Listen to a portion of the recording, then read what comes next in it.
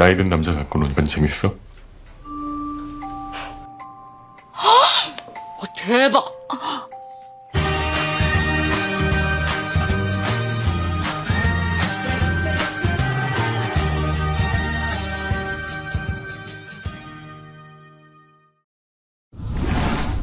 Setelah puas berpesta di bar, mereka pun pulang. Sambil berjalan, Sang Hun bertanya tentang Jian pada Dong Hun. Namun Dong Hun tidak ingin membahasnya.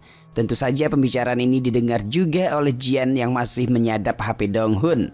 Esoknya CEO Jun Yong tampak baru kembali dari China setelah menyelesaikan masalah akibat Direktur Dong Won sebelumnya. Sementara Dong Hun sendiri tampak masih terus menyelidiki siapa yang menjebaknya.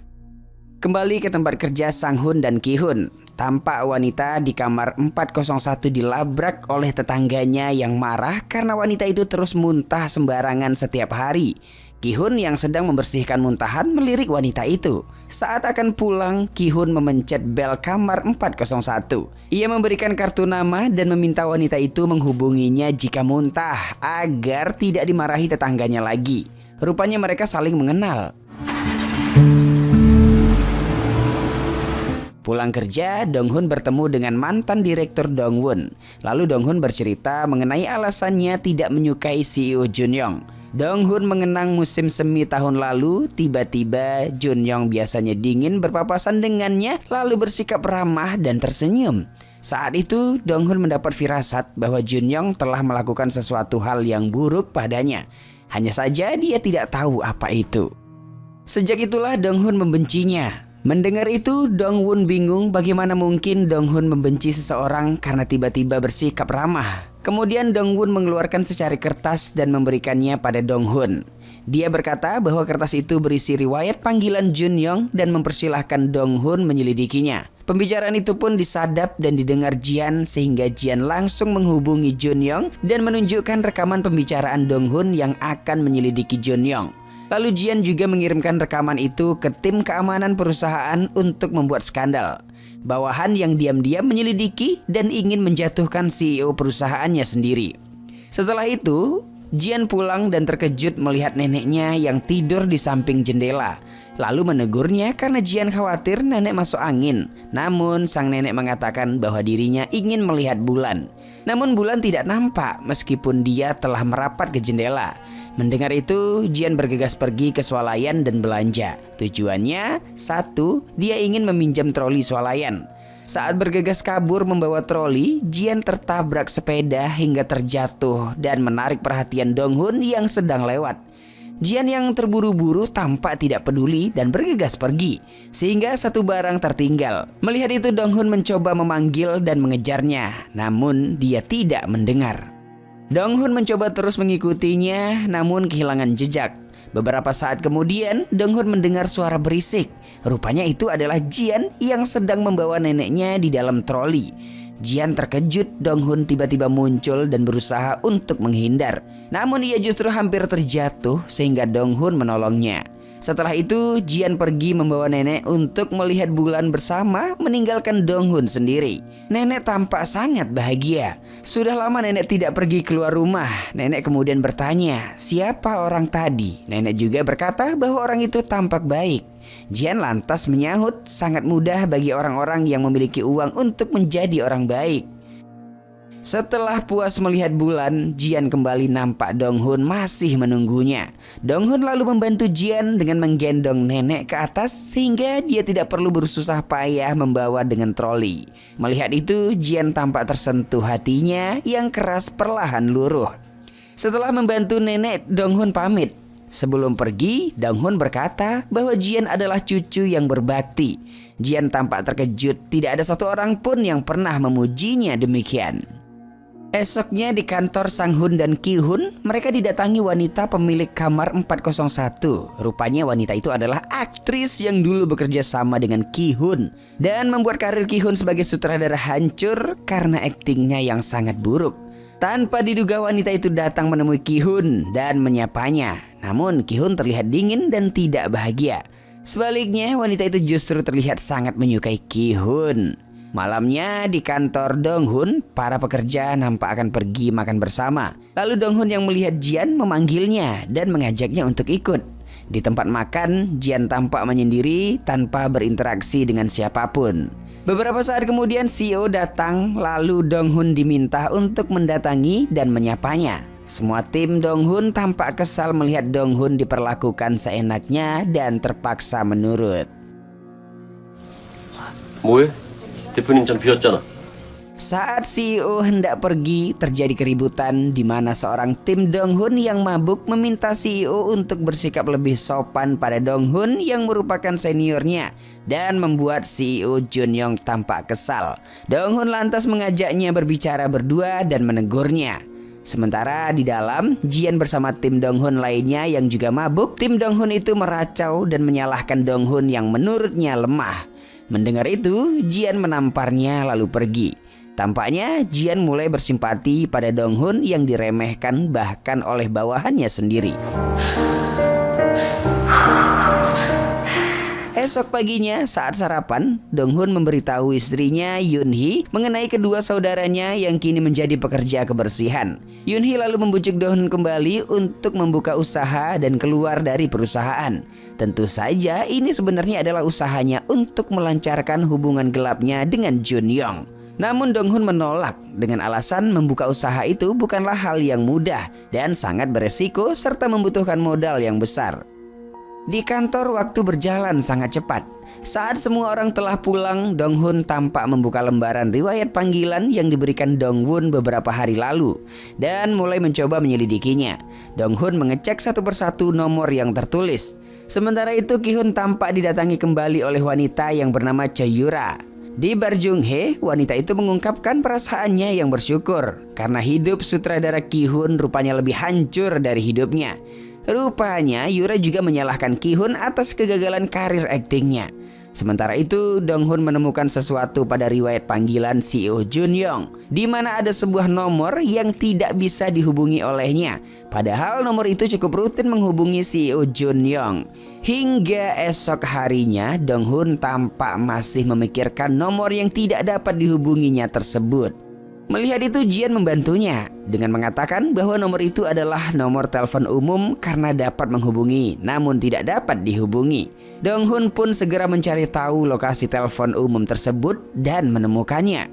Sementara tim inspeksi yang telah menerima rekaman suara yang sebelumnya dikirim Jian akhirnya memergoki Dong-hun yang tadi malam menyelidiki riwayat panggilan tersebut dan bergegas mendatangi ke ruangannya. Namun mereka berselisih karena Dong-hun sudah pergi menuju telepon umum untuk menyelidiki siapa yang selama ini menghubungi CEO Jun-young.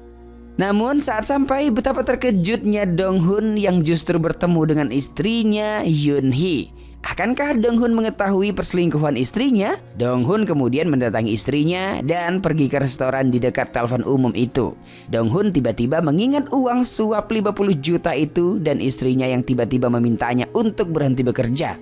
Saat Dong-hun makan bersama istrinya, sekali lagi dia meminta Dong-hun keluar dari tempat kerja dan membuka usaha. 밥 먹자고 그냥 들른 거 아니잖아. Setelah makan, Dong-hun melihat istrinya berjalan ke telepon umum itu dan menelpon seseorang. Dong-hun pun semakin curiga, sehingga setelah istrinya pergi, Dong-hun menelpon nomor terakhir yang terekam di telepon umum tersebut. Dan betapa terkejutnya Dong-hun mendengar Jun-young mengangkat teleponnya. Begitulah akhirnya Dong-hun mengetahui perselingkuhan istrinya, guys. Namun Dong-hun tidak ingin gegabah mengambil kesimpulan. Sehingga malamnya Dong-hun mengikuti istrinya lagi dan memergokinya masuk ke sebuah apartemen diikuti oleh Jun-young. Dong-hun kini semakin yakin istrinya memiliki hubungan dengan Jun-young. Rupanya musim semi tahun lalu saat Jun-young tiba-tiba bersikap baik padanya, itulah kali pertama Jun-young berhubungan gelap dengan Yoon-hee. Mengetahui semua itu, Dong-hun memilih diam seakan dirinya tidak mengetahui apapun. Esok harinya Dong-hun bermain bola bersama teman-temannya. Namun hanya fisiknya saja yang berada di sana. Pikiran Dong-hun selalu pada istrinya. Dong-hun tidak ingin secara langsung menyalahkan istrinya berselingkuh. Dia melihat apa yang salah dengan dirinya. Tak lama kemudian, Dong-hun berhenti bermain dan pergi tanpa sepatah kata pun. Melihat itu, Sang-hun sadar bahwa ada sesuatu yang salah dengan adiknya itu. Sementara itu, tampak istri Dong-hun sedang berkemah dengan Jun-young. Mereka kemudian berbincang tentang Jian. Akhirnya Yoon-hee tahu bahwa Jun-young mempekerjakan Jian untuk memecat Dong-hun. Yoon-hee protes mengapa Jun-young tega sekali mempekerjakan seorang gadis berbahaya seperti itu untuk memecat suaminya. Tampak Yoon-hee cukup khawatir. Sedangkan di kantor Ki-hun, tampak Yura kembali datang membawa makanan bersama teman-temannya. Namun Ki-hun tidak ada di sana. Nampak bahwa teman-teman Yura tidak menyukai Ki-hun dan meledek Ki-hun yang kini gagal bahkan jatuh miskin guys. Saat Dong-hun pulang, dia melihat istrinya baru keluar dari mobil. Dong-hun lalu berlari mengejar istrinya dan mereka pun bersama di lift. Dong-hun lalu bertanya mengapa Yoon-hee bau asap. Namun Yoon-hee mengeles dan mengatakan bahwa dirinya baru saja barbekyuan bersama teman-temannya. Tentu saja Dong-hun tahu istrinya berdusta. Sedangkan Jian tampak serius mendengarkan sadapan suara Dong-hun hingga ia tidak menyadari bahwa ada Gwang-il di luar yang sudah menggedor pintunya. Sedangkan nenek yang tuli tidak dapat mendengar apapun. Akhirnya Gwang-il pun menerobos masuk dan mengejutkan Jian dan nenek. Gwang-il lalu berkata bahwa dari tadi dia sudah mengetuk. Jian mengusirnya, namun tentu saja Gwang-il menolak dan justru menyapa sang nenek. Gwang-il lalu mengatakan bahwa hari ini adalah hari peringatan kematian ayahnya. Hari di mana Jian menghabisi sang ayah. Jian yang takut Gwang-il melukai neneknya diam-diam ingin menyerang. Namun Gwang-il berhasil membela diri dan justru menghajar Jian di hadapan sang nenek. Setelah itu tampak Jian yang babak belur duduk di depan rumah sambil mendengar rekaman suara Dong-hun sebelumnya yang mengatakan Jian adalah cucu yang baik. Jian mendengar pujian itu berulang-ulang untuk mengobati hatinya yang terluka. Esok harinya Dong-hun diinterogasi oleh tim penyidik yang menanyakan hal apa yang Dong-hun temukan dari riwayat panggilan CEO. Namun tentu saja tidak mungkin Dong-hun membongkar perselingkuhan istrinya dengan CEO. Sehingga dia menutup mulutnya rapat-rapat lalu pergi. Di ruangan tampak Kim Dae-ri mengamuk pada Jian karena menilai sikapnya tidak sopan. Tiba-tiba Dong-hun datang dan semua orang terdiam. Pada jam istirahat, Dong-hun memanggil dua karyawannya dan menanyakan apa yang terjadi. Salah satu karyawan Dong-hun melaporkan Jian dan mengaku merasa tidak nyaman dengan sikap Jian yang dingin dan tidak sopan. Sehingga dia ingin Jian segera ditindak sebelum semakin parah. Sementara seorang lainnya bernama Hyung Kyu mengatakan bahwa sebenarnya Kim Dae-ri marah karena kejadian semalam saat Jian menamparnya dengan keras. Dong-hun lalu bertanya apa penyebab Jian menamparnya, namun Hyung Kyu tidak mengatakannya. Sehingga saat pulang kerja, Dong-hun bertanya langsung pada Jian. Awalnya Dong-hun marah karena Jian tampak kasar dan gegabah. Namun saat dia mengatakan alasannya, Dong-hun terdiam guys. Jian menceritakan bahwa Dae-ri menghina Dong-hun dan mengatai Dong-hun lemah karena tidak berdaya mengatasi CEO Jun-young. Setelah itu mereka pun naik kereta bersama. Dong-hun tampak terdiam merenungi hidupnya, sedangkan Jian menatapnya dengan iba. Kemudian setelah turun dari kereta, Dong-hun menelpon Dae-ri. Dae-ri mengaku dia sangat mabuk dan tidak sadar dengan ucapannya malam itu. Dong-hun lalu memintanya untuk meminta maaf. Dae-ri pun berdiri dan memohon maaf hingga menangis. Dia tampak menyesal. Setelah telepon ditutup, Dong-hun mendatangi Jian yang menunggunya. Dong-hun kemudian mengucapkan terima kasih karena Jian telah menampar Dae-ri. 너에 대해서 무슨 얘기를 들어도 모른 척 해줄게. 아무도 모르면 돼. 그럼 아무 일도 아니야. Hari selanjutnya tampak Yura kembali mendatangi Ki-hun. Yura agaknya memiliki perasaan yang aneh pada Ki-hun, di mana dia justru menyukai Ki-hun karena kegagalan hidupnya. Yura juga mengatakan bahwa hidupnya juga hancur karena Ki-hun, sehingga Ki-hun semakin kesal dan mengusirnya. 죄송해요. 너 남자한테 안 맞아봤지? 한 번도요. Sementara itu, berita Dong-hun yang menyelidiki Jun-young akhirnya sampai juga pada ketua perusahaan. Ketua penasaran apa yang ditemukan Dong-hun saat penyidikan itu.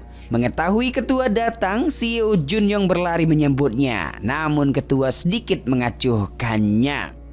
Setelah selesai bicara dengan Dong-hun, ketua berjalan pulang ditemani Jun-young yang kemudian mengatakan bahwa dirinya telah menyiapkan peralatan kemah untuk ketua sesuai keinginannya. Dan ketua pun pergi. Saat pulang kerja, Dong-hun menelpon istrinya mengajaknya makan malam bersama. Namun Yun-hee menolaknya karena ternyata dia sedang bersama dengan Jun-young. Di tempat lain tampak Yura bersama teman-temannya yang sibuk menghina Ki-hun. Namun anehnya Yura justru marah dan pergi karena kelakuan teman-temannya itu. Yura memang membenci Ki-hun karena menurutnya dialah yang menghancurkan hidupnya. Namun guys, di sisi lain Yura juga sangat menyukai Ki-hun. Hari berikutnya tampak Dong-hun turun dari bus dan berjalan ke gunung di mana ketua dan CEO Jun-young berkemah bersama. Nampaknya Dong-hun kini telah gerah, dia ingin bergerak maju diam-diam untuk mengancam Jun-young demi istrinya. Ketua tampak terkejut melihat Dong-hun yang tiba-tiba datang. Begitu pula dengan Jun-young. Begitulah episode ini berakhir guys. Apa yang dilakukan Dong-hun di sana? Mungkinkah dia ingin membuka kasus perselingkuhan istrinya pada ketua? Lantas apa yang akan terjadi selanjutnya? Oke guys, simak di part selanjutnya ya. 조용히 헤어져. 앞으로 회사에서 나 가지고 장난치다 걸리면 너 죽을 줄 알아. Engkau kini bukanlah untukku. Sungguh ku tahu ingin ku telah jauh. Cukup sudah kau lupakanlah masa-masa itu. Saat dulu aku di hatimu.